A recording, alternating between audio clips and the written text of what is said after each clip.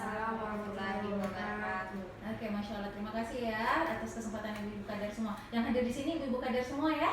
Iya. Oke, ibu-ibu kader semua. Pertama-tama saya memperkenalkan diri dulu. Saya Dr. Cindy Permatasari. Mungkin ada ibu-ibu kader yang belum pernah ketemu saya atau belum pernah berinteraksi dengan saya. Jadi saya perkenalkan diri dulu, saya Dr. Cindy Permatasari dari Puskesmas Wanggulu Raya. Nah, sekarang ibu-ibu kader tahu nggak tujuannya dikumpul hari ini untuk apa? Tidak tahu ya. Oke, nah yang pertama mungkin kita refresh saja dulu ya. Ibu-ibu kader paham nggak fungsinya di desa itu sebagai apa gitu? Paham nggak? Masih bingung. Oke ya. Jadi kita harus paham dulu ya. Fungsi dari kader itu adalah untuk membantu kami tenaga kesehatan untuk meningkatkan status kesehatan dari masyarakat ya, karena begini, tidak semua kami tenaga kesehatan tinggal di desa ibu-ibu kan. Nah, jadi yang kami harapkan ibu-ibu ini sebagai perpanjangan tangan kami gitu ya. Jadi hari ini saya akan melakukan bukan melakukan penyuluhan ini ya, kita lebih ke diskusi gitu. Nanti saya harapkan ada proses tanya jawab ya pada saat nanti saya menjelaskan. Oke. Nah, untuk hari ini saya akan memberikan sosialisasi ya tentang penyakit tidak menular. Oke. Yang pertama itu kita harus paham dulu konsep penyakit tidak menular ya. Penyakit yang tidak menular gitu. Berarti penyakit yang tidak mudah menular ya.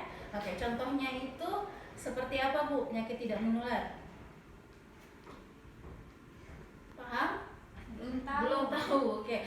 Penyakit tidak menular itu contohnya ya seperti diabetes gula ya, terus kolesterol ya, asam urat. Kan banyak kan masyarakat yang terkena penyakit itu ya.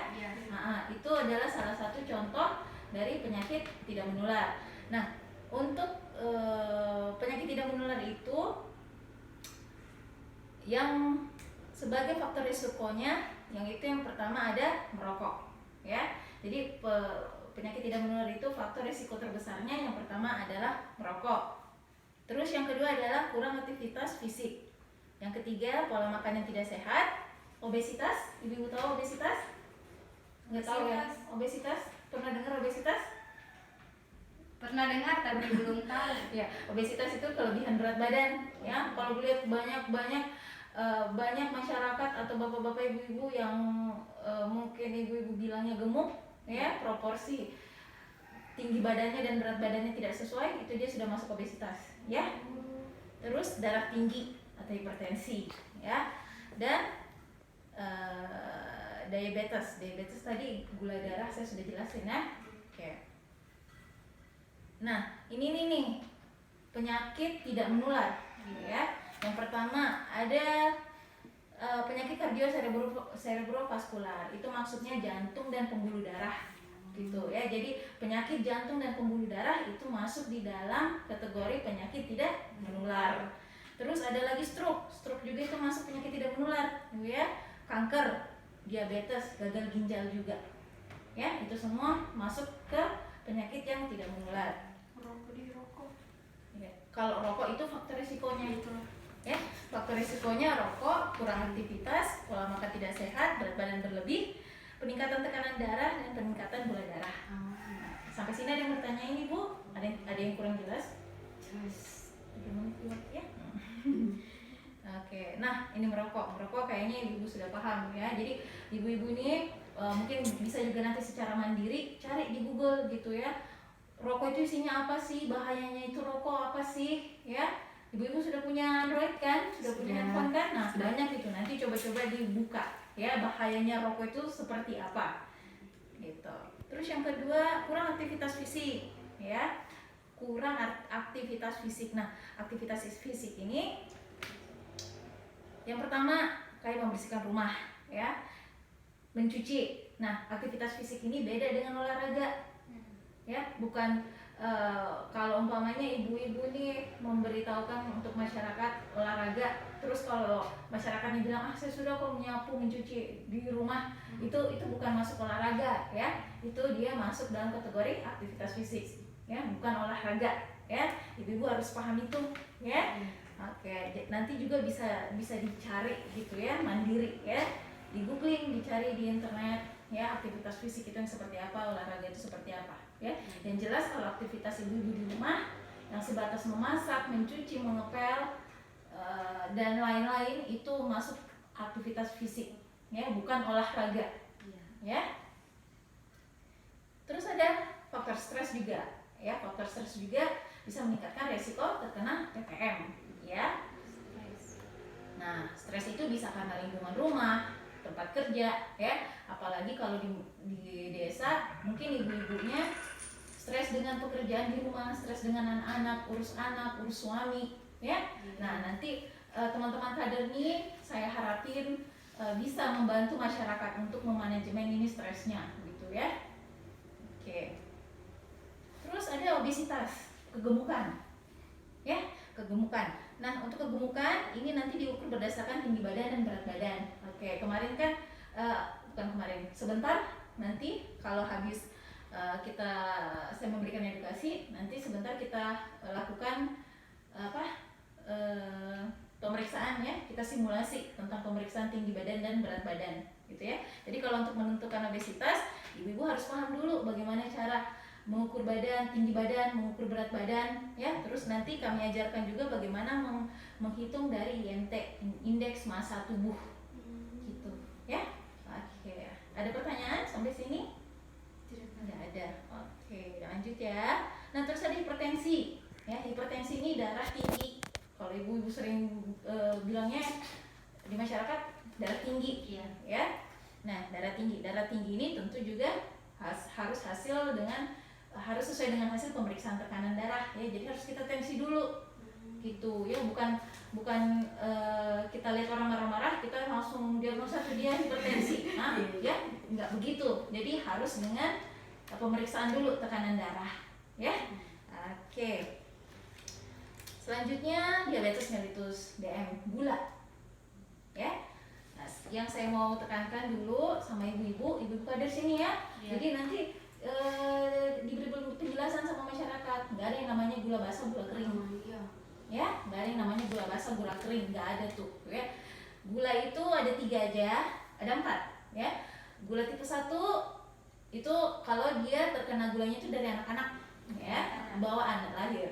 Dan tipe 2 yang terkena kalau sudah dewasa, karena apa? Karena mungkin pola makannya, pola hidupnya ya yang tidak sehat. Oke. Terus ada gula dalam kehamilan ya. Kalau ibu-ibu yang hamil, yang sebelum hamilnya dia tidak gula, pas hamil dia gula, nah itu masuk juga gula dalam kehamilan, diabetes gestasional ya. Terus ada juga yang kena gula karena obat-obatan gitu ya.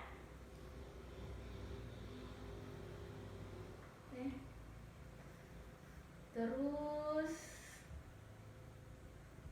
nah, sampai sini ada yang mau ditanyain ibu-ibu? Nggak ada ya. Nanti juga bisa di googling ya, dicari ya. Nanti kalau ada yang tidak dimengerti bisa nanti tanyain ya. Nah, untuk pengelolaan diabetes dan ini kayaknya sama semua ya untuk PTM ya. Jadi terapkan nutrisinya harus bagus, aktivitas fisiknya, terus edukasi ya.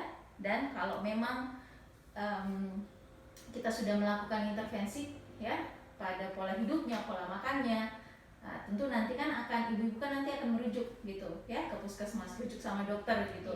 Apabila memang si pasien atau masyarakat butuh obat, ya harus rujuk ke dokter ya.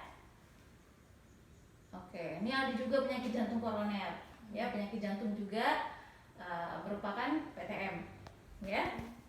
Nah, lokasi-lokasinya itu pasti yang khas itu nyeri dada sebelah kiri ya, karena posisi jantung di kiri. Terus ada rasa menjalar ke lengan kiri ya.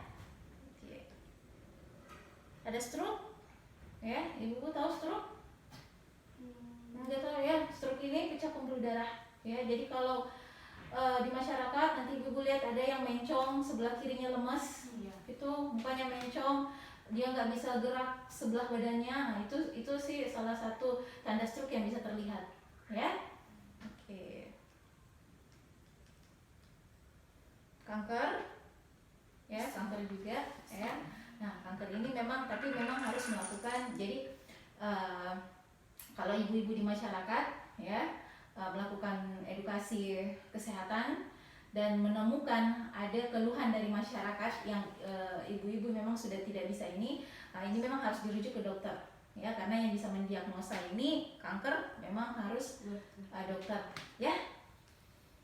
Oke, ada juga kanker payudara, kanker leher rahim, thalassemia, ya. Nanti itu semua ibu-ibu bisa baca, ya. Ada asma, ada PPOK, ada gangguan penglihatan juga, gangguan pendengaran juga, ya. Jadi nanti ibu-ibu juga periksa fungsi penglihatan, gitu ya. Jadi nanti ada tes juga kan, tes penglihatan, tes pendengaran, ya. Sebentar nanti kita lakukan simulasinya itu, ya. Ibu-ibu kader ini harus tahu, harus paham ini. Oke. Terus yang terakhir, setelah nanti kita melakukan simulasi, nanti pada akhirnya kita akan melakukan penginputan data, ya. Nanti ibu-ibu setelah ini kita akan melakukan simulasi penginputan data di aplikasi, gitu ya. Jadi bukan cuma kami tenaga kesehatan di puskesmas harus tahu ini, ibu-ibu kader juga harus tahu, ya. Oke, dan saya harapkan ibu-ibu semua di sini sudah punya Android, ada pulsanya ya, karena kita nanti pakai sistem online. Oke, terima kasih. Apa masih ada yang mau ditanyain? Sudah tidak ada. Terima kasih kesediaannya ibu-ibu. Terima kasih kesempatan sudah diberikan kepada saya. Assalamualaikum warahmatullahi wabarakatuh.